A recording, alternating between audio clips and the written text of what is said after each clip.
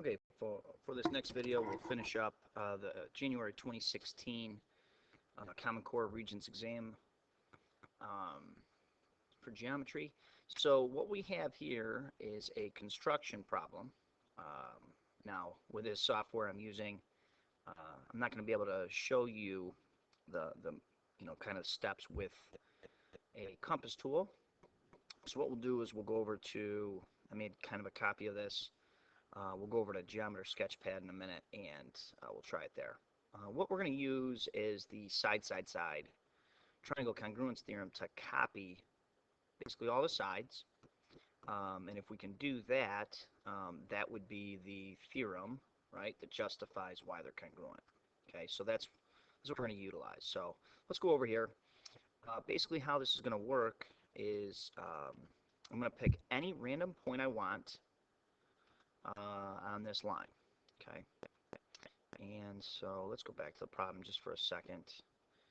Yeah, it wants okay, so I'm just going to name that point that I just created. I got to go somewhere on this line. Yeah, okay, so I'm going to go back over here. I'm going to call that point A.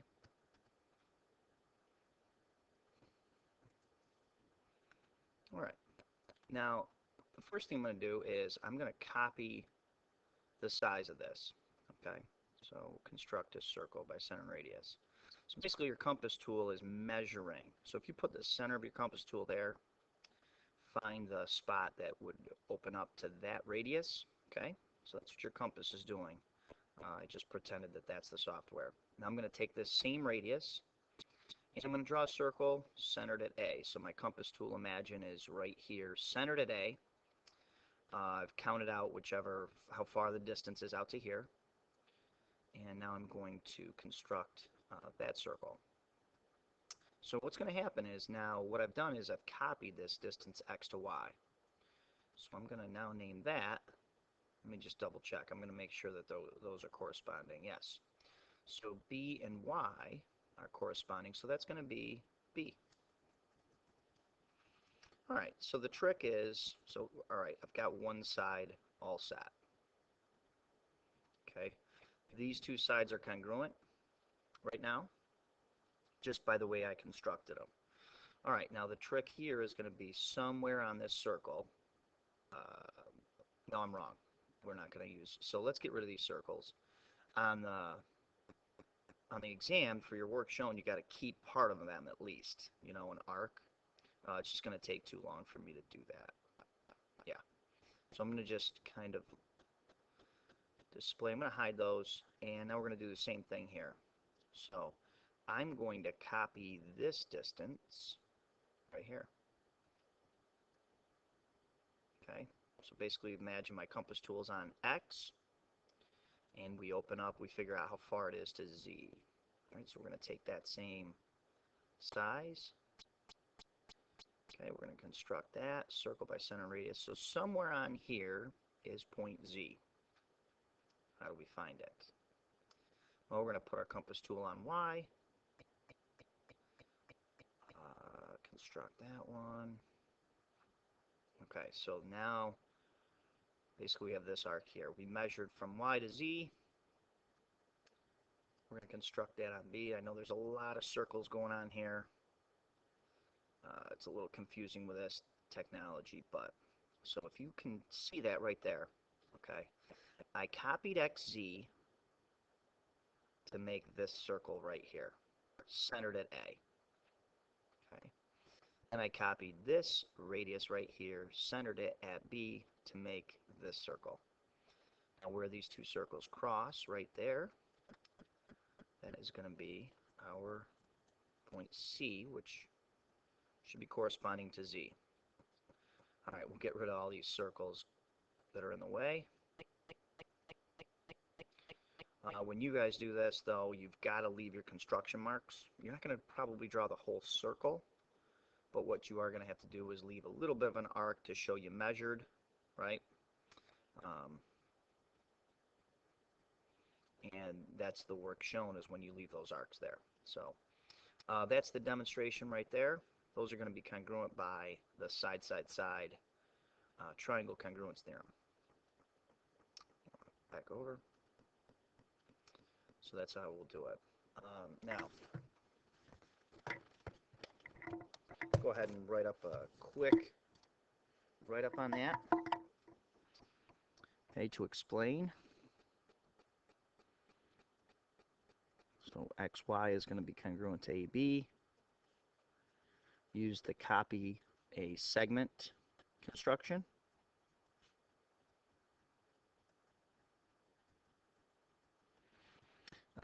We then did XZ, made it congruent to AC.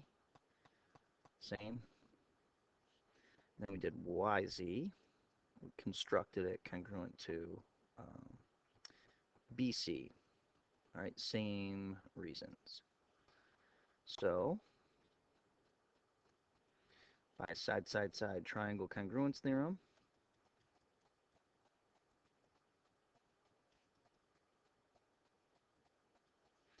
we have triangle ABC is congruent to triangle XYZ. Now the construction marks that they're speaking of, you notice that I had to erase them because it got to be a mess, but what you're going to have is, you know, to prove that you actually measured from here to here, you're going to have that little arc. You got to leave that little arc to prove that you measured. Same thing up here, when you measured from here to here, and same thing when you measured from here to here. You got to have these little arcs left, both on this triangle and on the one down below. Okay, otherwise it's not going to, you know. So that's A, you're going to have a little arc there, and you're going to have a couple arcs up here. Okay, I'm just rough guessing. Don't do this, obviously. But those are basically your work shown, and you're going to need to do that. Okay? All right, let's move on to 35. Okay, so we have a proof. All right, we're given that it's a parallelogram. So again, I like to break these up into its different pieces. So pretend none of those lines are there. Okay? What you have is, you know that these are the same, and so are these. We're going to use both of those concepts. And the other concept we're going to use is that one right there. Opposite angles of a parallelogram are congruent. All right, so now when we put this other part in, this is bisecting, so these are the same. Okay, now they're also going to go this way.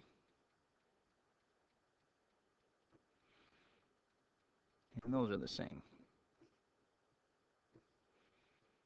So what you're looking at is side angle side on both of these. Okay, so the first thing we're going to do to get those triangles congruent is we're going to have a side angle side proof. All right, so let's go through that. Step one, ANDR is a parallelogram because it's given. All right, so right away, I'm going to come at, I like going in order. All right, this is going to be a side angle side proof. So I'm going to get a pair of sides right now, AN. It's going to be congruent to, and I like to keep them in order, DR.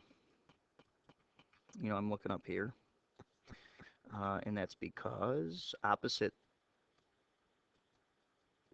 sides of a parallelogram are congruent. All right, so that gets me a pair of sides, basically. Next, I'm going to go after the pair of angles. Angle, let's see, N is congruent to angle R. Don't need a three-letter path there because, yeah, there's no other angle there, so just use one letter is fine. And that's also because opposite, now be careful, opposite angles of a parallelogram are congruent.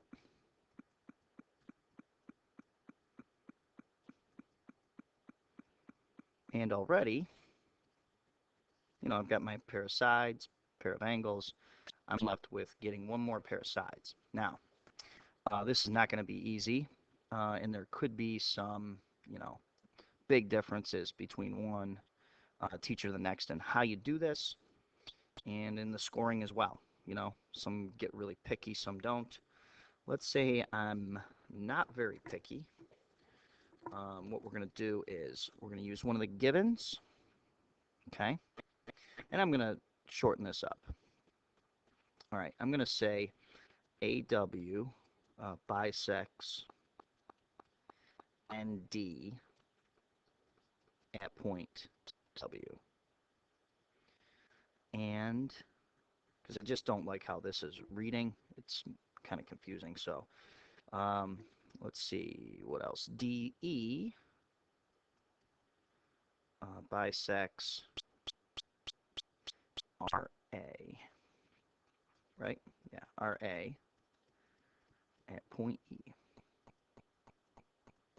And that's given.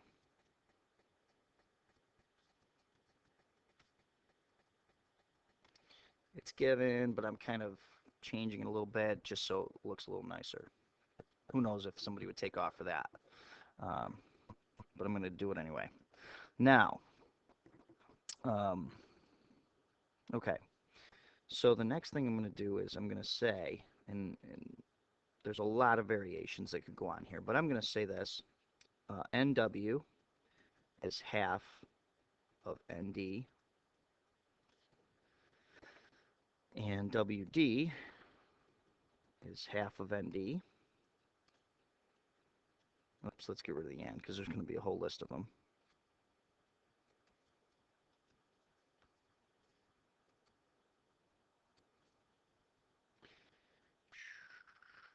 WD, okay. What else? AE is going to be half of AR, or RA, whatever you want to say. And ER is half of RA. And we're going to say that's because of the segment bisector.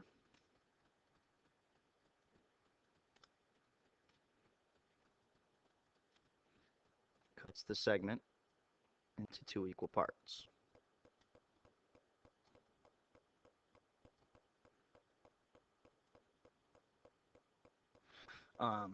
Now, you could say definition of segment bisector, probably, but I'm just going to try to explain it a little better.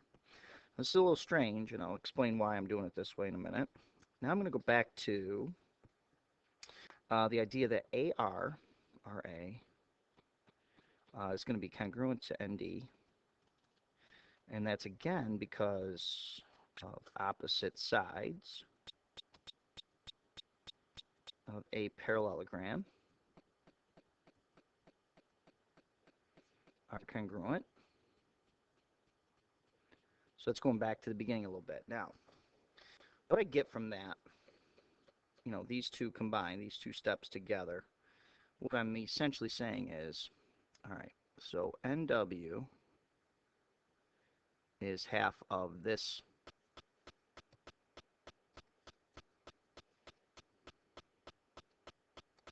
So NW right here is half of this whole side.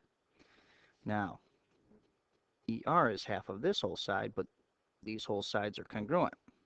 So I'm going to take a little bit of a liberty here and say that NW is equal to ER.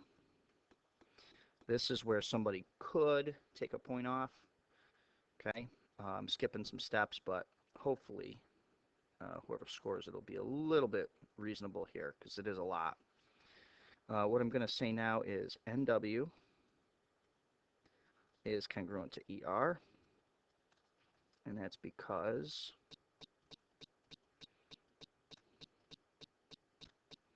they are equal halves of segments that are congruent. There's no theorem for that. I'm trying to save about 3 or 4 steps there as far as like segment addition postulates and some different things like that, substitution. So yeah, I'm taking a little bit of a liberty there, but I'm going to do it. All right. Now that gets us the triangles congruent. Oops.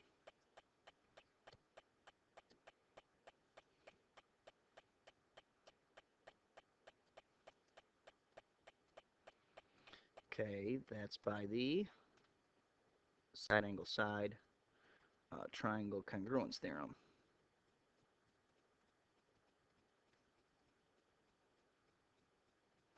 All right, now we'll go on to the parallelogram piece. We already proved, oh, yeah, we proved these two triangles are the same. So now we can say that those sides are the same. Corresponding parts of congruent triangles are congruent. And let's not forget, these are the same for the same reason these are.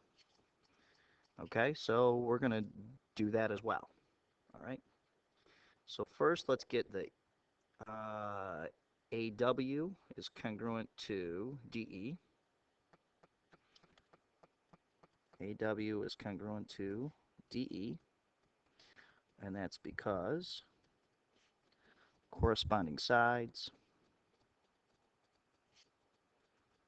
of congruent triangles are congruent.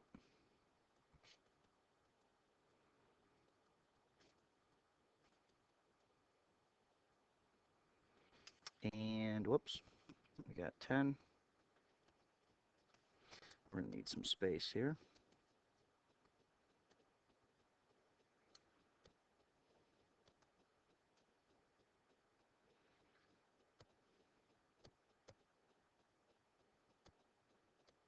All right, now we're going to go back to kind of a little bit like we did in number 7. Okay, we're going to say that WD is congruent to AE.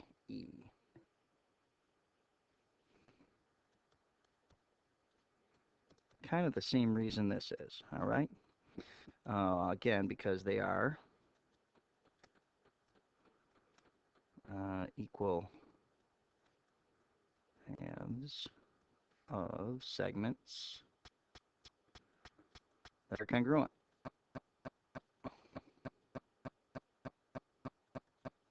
Okay. Now, this gives us a parallelogram because both pairs of opposite sides are congruent.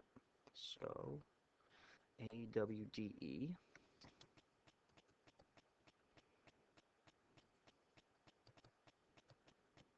right, is that the right letters? AWDE, yes. Is a parallelogram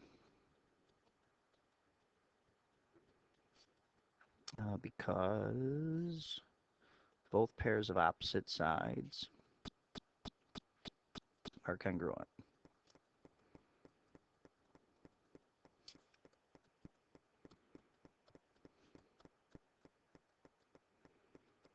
All right, and that's a 6-pointer, so it's no problem. All right, last one. We're going to need to use double trig here for this one. Part of it's going to be, okay, yes. So we're going to have to split this up here. All right. Split it up into two triangles, essentially. Okay, this extra here, that's 8, 34.9 degrees. Out here's 52.8. And we can solve for that angle measure and then use law of sines. So, 52.8 minus 34.9 is not law of sines. It is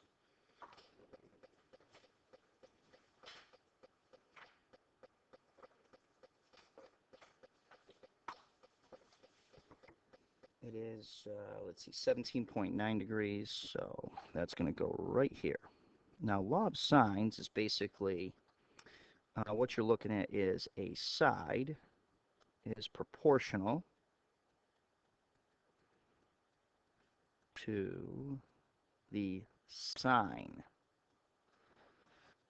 of the angle across from it.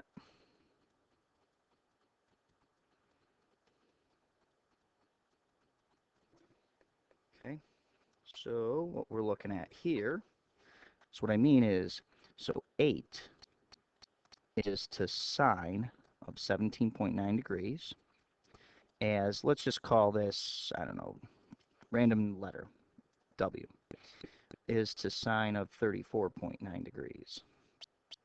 Okay, So first thing I'll do is I'll use the trig functions to get their corresponding, see, numbers.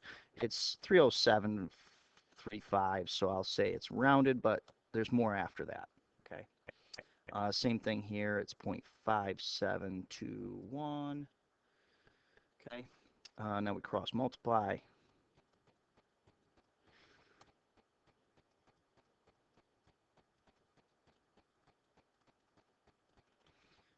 And that is going to be 4.577. There's a bunch of stuff after. Divide by that.